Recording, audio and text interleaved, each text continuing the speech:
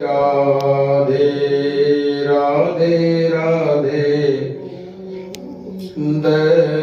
गोविंद राधे राधे राधे गोविंद गोविंद राधे गोविंद राधे गोपाल राधे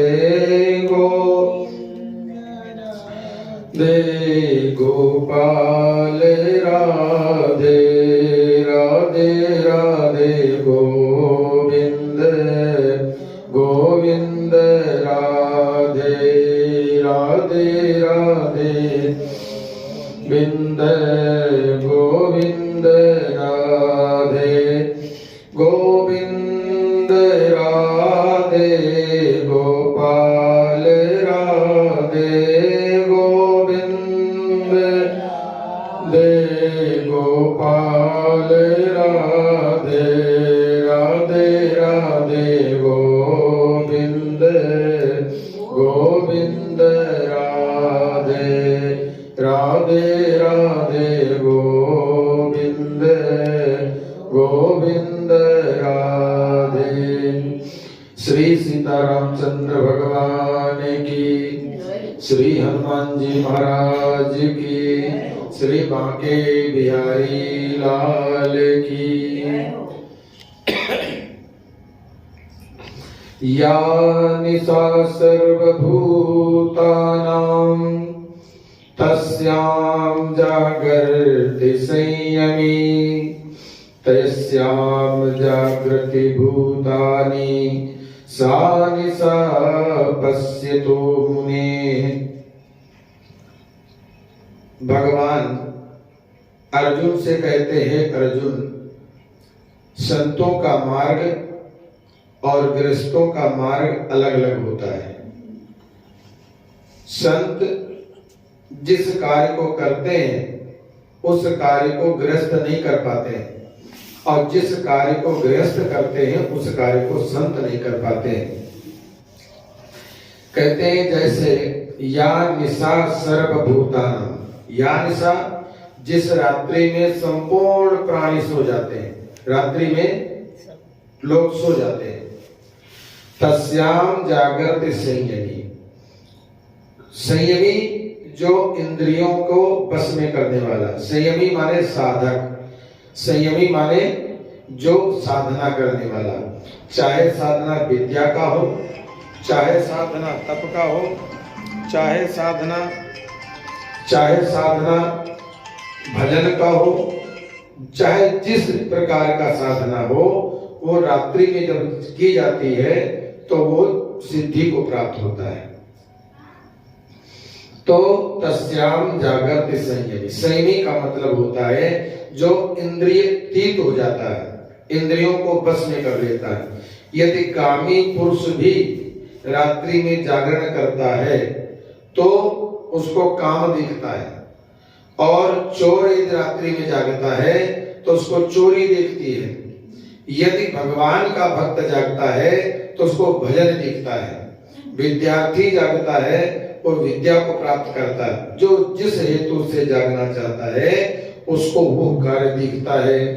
या निशा सर्वभूतानां तस्यां जागर्ति संयमी यस्यां जागर्ति भूतानि सा निशा पश्यतो मुने। मुने, मुनि का तात्पर्य है मुनीनाम एकांतवासिनाम। मुनि उसे कहते हैं जो एकांतवासी होता है, जो संसार के झंझटों से अलग होता है, वो संसार में नहीं रमण करता है। मुनि नाम मननशीला, जो मन से मनन करते हैं उसको मुनि कहते हैं।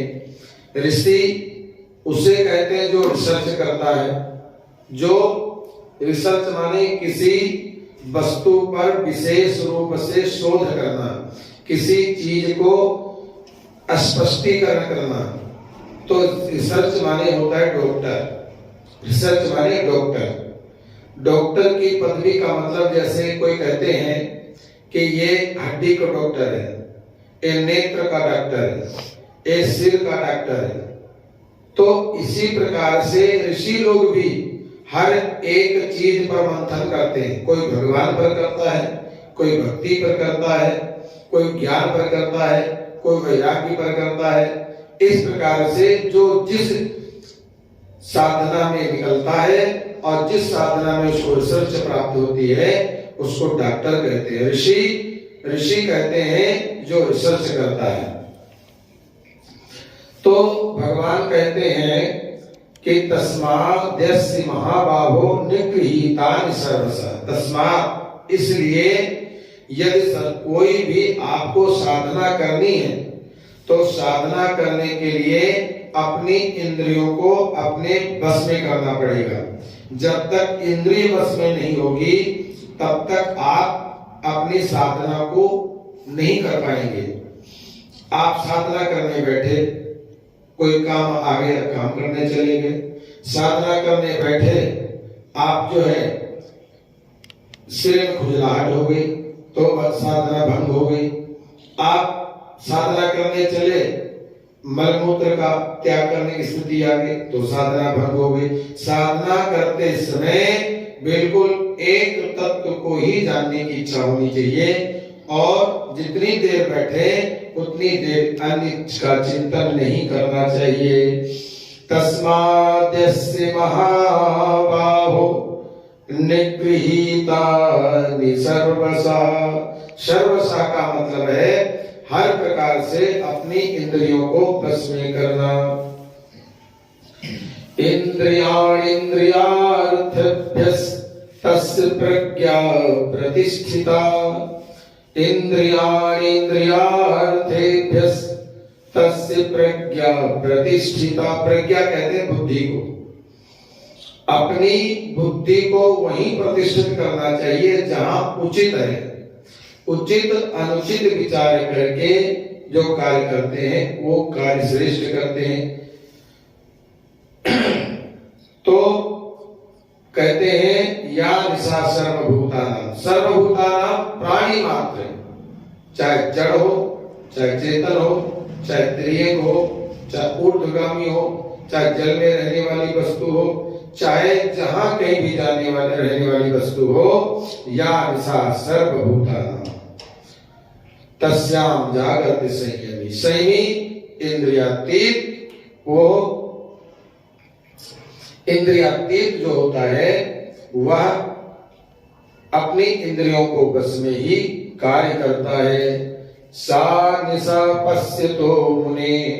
सा निशा पश्यतो मुने। मुने मुने माने मननशीला। कहते हैं लोकेस्मिन् द्विविधा निष्ठा पुरा प्रोक्ता मया नघा। ज्ञान योगेन सांख्येन कर्म योगेन योगिनाम्। कहते लोकेस्मिन् द्विविधा निष्ठा। इस संसार में दो प्रकार की निष्ठा होती है जिसको मैंने पहले कह करके आए हैं। लोकेस्मिन् द्विविधा निष्ठा पुरा प्रोक्ता मया नघा। मया नघा माने हे अनग, हे अर्जुन, अनग हे अर्जुन, मेरे द्वारा निष्ठा दो प्रकार की बताई गई है। एक ज्ञान योग और एक सांख्य योग, कर्म योग, योगिनाम। ज्ञान योग उसे कहते हैं जो ज्ञान से किया जाए, और सांख्य योग उसे कहते हैं जो संख्या से किया जाए, और कर्म योग उसे कहते हैं जो कर्म से किया जाए। तो ज्ञान योग किसी चीज को ज्ञान करके ही कार्य करे, और सांख्य जैसे शरीर है, शरीर में कितने तत्व हैं ये हमें नहीं जानकारी है। शरीर में कितने तत्व से बना। कोई तो इस शरीर में 5 तत्व मानते हैं, पृथ्वी, जल, तेज, वायु, आकाश, 5 तत्व हो गए। कुछ लोग इसको 10 तत्व से मानते हैं। 5 ज्ञानेंद्रिया, 5 कर्मेंद्रिया, कितने हो गए? 10। तो कोई तो 10 तत्व से शरीर को मानता है कि इस शरीर में 10 तत्व हैं। फिर कोई इसको एक मन मान लेता है, 5 कर्मेंद्रियां, 5 ज्ञानेंद्रियां और एक मन, कितने हो गए? 11। तो कोई 11 तत्व का मानता है, कोई कहता है इस शरीर में 15 तत्व हैं। कौन कौन? 5 कर्मेंद्रियां, 5 ज्ञानेंद्रियां, एक मन, और मन बुद्धि चित्त अहंकार, ये कितने हो गए? 4, और 11 उधर थे, कितने हो गए? 15। इस शरीर में 15 तत्व को कोई मानते हैं, कोई इस शरीर में 25 तत्व मानते हैं। 25 तत्व कैसे हैं? 11 ज्ञानेंद्रियां और 11 कर्मेंद्रियां, कितने हो गए? 22, और मन बुद्धि चित्त अहंकार, कितने हो गए? 22, 4 26, और एक हो गया मन बुद्धि चित्त अहंकार, और एक और होता है 27 तत्वों से शरीर बना है। तो इसको क्या कहेंगे? इस सांख्य योग कहेंगे। संख्यायते इत संख्या, जिसको संख्या की जाती है उसको सांख्य योग कहते हैं। और कोई कहते हैं कर्म योग, जो कर्म के द्वारा अपनी योग करते हैं, जैसे श्रेष्ठ कर्म को करते रहे, धीरे धीरे करते करते करते करते उनका कर्म ही योग बन जाता है। तो कहते हे अनग, हे अर्जुन, ज्ञान योगेन सांख्यानाम कर्म योगेन योगिनाम, योगिनाम जिनको योगी कहते हैं। योगी कर्म योगी भी हो सकता है, योगी सांख्य योगी भी हो सकता है, योगी ज्ञान योगी भी हो सकता है। मेन योग का लक्षण है। तो लोकेस्मिन् द्विविधा निष्ठा, निष्ठा यानी आस्था, निष्ठा माने प्रेम, 2 प्रकार की बताई गई है मेरे द्वारा। है अनग, मेरे द्वारा निष्ठा 2 प्रकार की बताई गई है। और ये जीव जो है कभी एक क्षण भी शांति से नहीं रहता है, 1 मिनट 1 क्षण भी शांति से नहीं रहता है।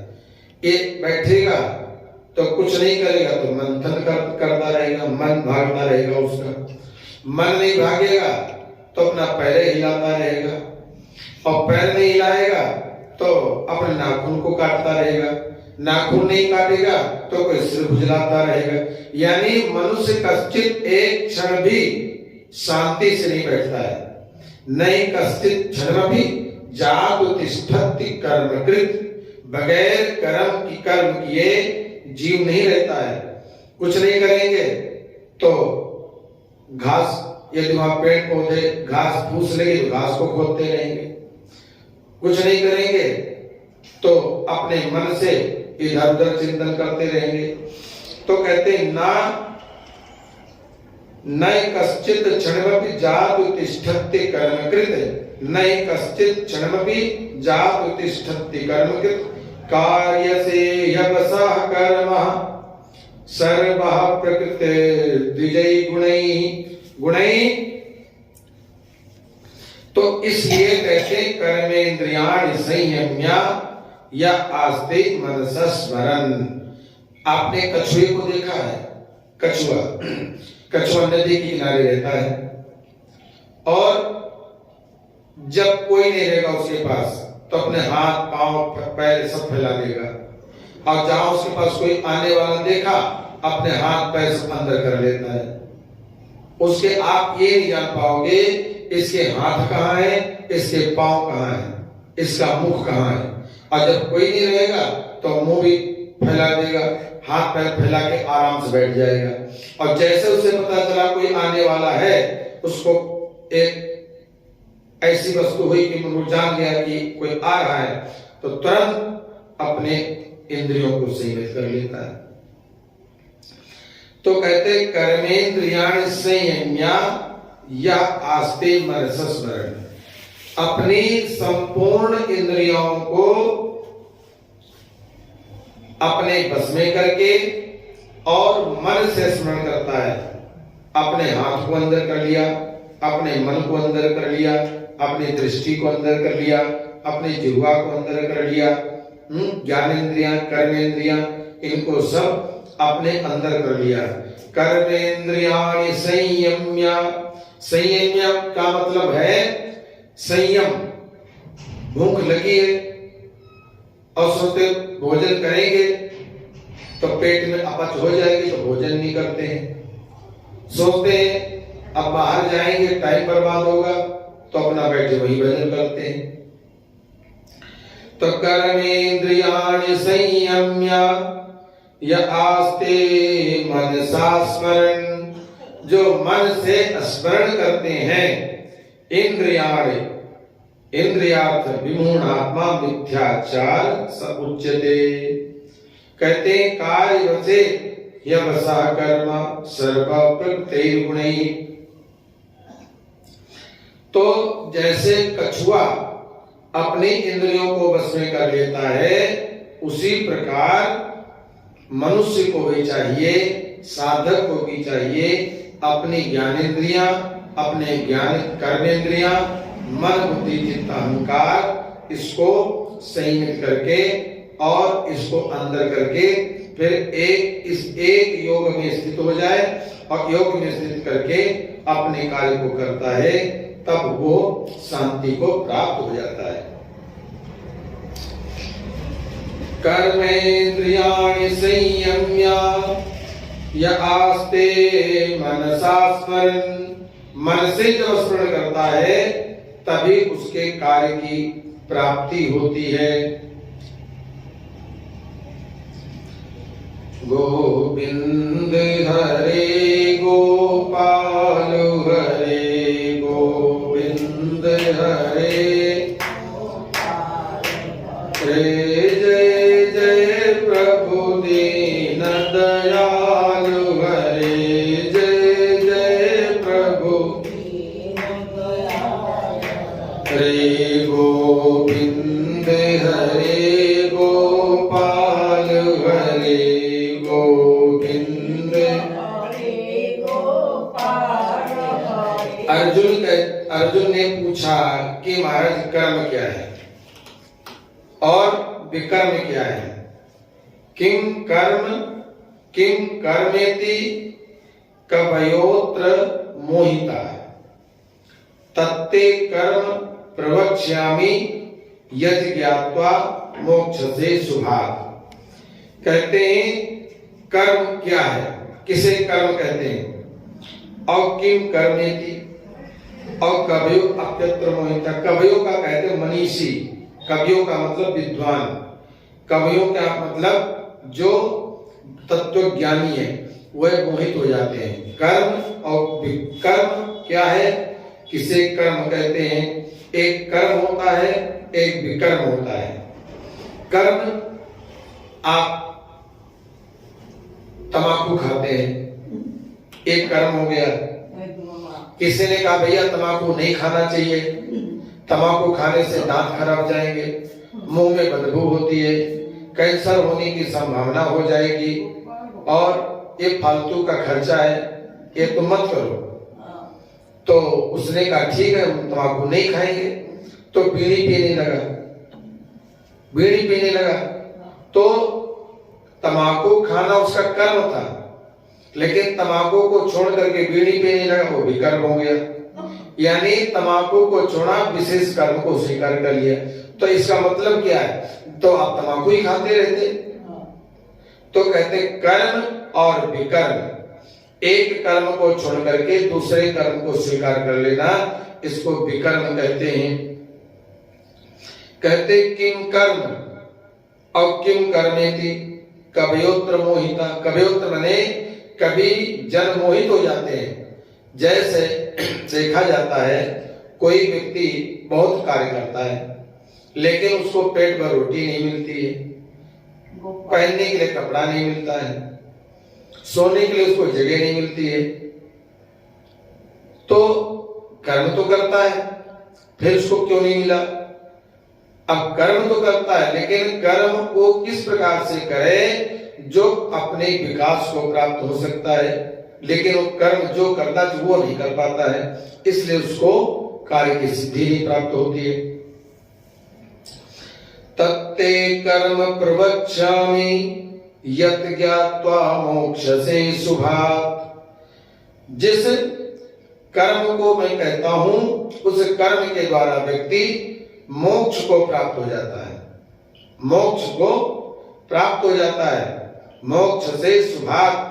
क्योंकि कर्मों की जो कर्मों की गणना है वह गहन है, गहन माने बहुत अवर्णनीय है, उसको कोई समझ नहीं पाता है। जैसे कोई भजन करता है, भजन करते हैं और फिर भी उनके कैंसर हो जाता है, भजन करते हैं फिर भी उनको हार्ट अटैक की बीमारी आ जाती है, साधना करते हैं फिर भी उनके कोई बहुत लंबी बीमारी आ जाती है। जो व्यक्ति साधन करना भजन करने वाला है, जो साधना करने वाला है, उसके जीवन में ये बीमारियां नहीं आनी चाहिए लेकिन आ जाती हैं। तो क्यों आ जाती हैं? क्योंकि कर्म तो करते हैं लेकिन कहीं ना कहीं उनसे चूक हो गई है। जिस लेवल से कार्य करना चाहिए उस प्रकार से काम नहीं कर पाते हैं, इसलिए उनके जीवन में कोई न कोई समस्या आ जाती है। कर्मणो ह्यापि बोधव्यम् बोधव्यं च विकर्मणः अकर्मणश्च बोधव्यं गहनः कर्मणो गतिः।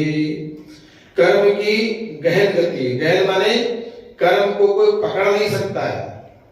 अब देखो मछली, अब मछली भूखी है, मछली भूखी है, वो अपनी भूख प्यास बुझाने के लिए कीड़े को खाने के लिए आती है, लेकिन मारने वाले मछुआरे ने उसको पकड़ कर बाहर खींच देता है। अब क्या खराब कर्म करने के लिए आई, लेकिन वो आई खाने के लिए, लेकिन कांटा उसके मुंह में फंस जाता है। तो कहते हैं कर्मणो ह्यापि बोधव्यम् बोधव्यं च विकर्मणः। कर्म क्या है और विकर्म क्या है, इसको श्रेष्ठ रूप से जान लेना चाहिए। अकर्मणश्च बोधव्यं गहनो कर्मणा गतिः। गहनो माने कर्म की गति को कोई पकड़ नहीं पाता है। कर्म कब करना चाहिए, कब नहीं करना चाहिए, कर्म करने का क्या विधान है, इस कार्य को जानना चाहिए। श्री सीतारामचंद्र भगवान की, श्री हनुमान जी महाराज की। भगवान के सच्चे भक्तों को पग पग पे सहारा मिलता है। भगवान के सच्चे भक्तों को पग पग पे सहारा मिलता है। भगवान के सच्चे भक्तों को पग पग पे सहारा मिलता है। भगवान के सच्चे भक्तों को पग पग पे सहारा मिलता है। भगवान के सच्चे भक्तों को पग पग पे सहारा मिलता है। श्री सीतारामचंद्र भगवान की, राजा रामचंद्र भगवान की। आज के कार्य को यहीं पर विश्राम किया जा रहा है। कल ठीक इसी समय फिर गीता प्रवचन किया जाएगा। तात्विक विशेषता जो होगी वो कल बताई जाएगी। बोलो हनुमान जी महाराज की जय।